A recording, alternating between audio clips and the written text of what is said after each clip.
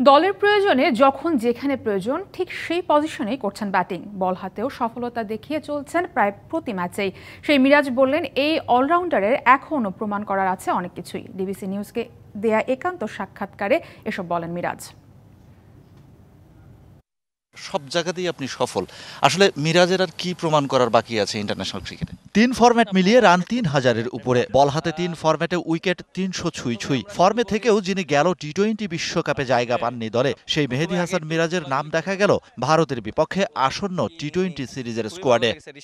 সত্যি কথা বলতে তুমি খুব ভালো 46 টেস্ট, 97 ওয়ানডে আর 25 টি-20-র ক্যারিয়ার, সব মিলিয়ে মাঠে নেমেছেন 168 ম্যাচে। আছে টেস্টে 1 আর ওয়ানডেতে 2 সেঞ্চুরিও। আশ্চর্যের বিষয় হলো এখনো পর্যন্ত কোনো ফরম্যাটেই ব্যাটিংয়ে ফিক্সড পজিশন নেই মিরাজের। তারপরও এই অলরাউন্ডার বললেন, তার প্রমাণ করার বাকি আছে এখনো অনেক কিছু। পারফরমেন্সে প্রত্যেকটা প্লেয়ারের শক্তি।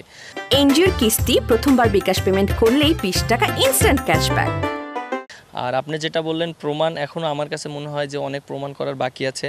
আমরা ডে বাই ডে আমরা সিরিজ জিতছি, তারপরে টেস্ট ক্রিকেটে ভালো খেলছি, বাট এখনও আমরা অনেক দূরে যেতে হবে। কারণ আপনি দেখেন যে আমরা কখনো যদি ওয়ার্ল্ড কাপ চ্যাম্পিয়ন হতে পারি, এশিয়া কাপ চ্যাম্পিয়ন হতে পারি, তাহলে আমার কাছে মনে হয় যে না, আমরা আরও বড় অ্যাচিভমেন্ট করছি সামনে বা করব।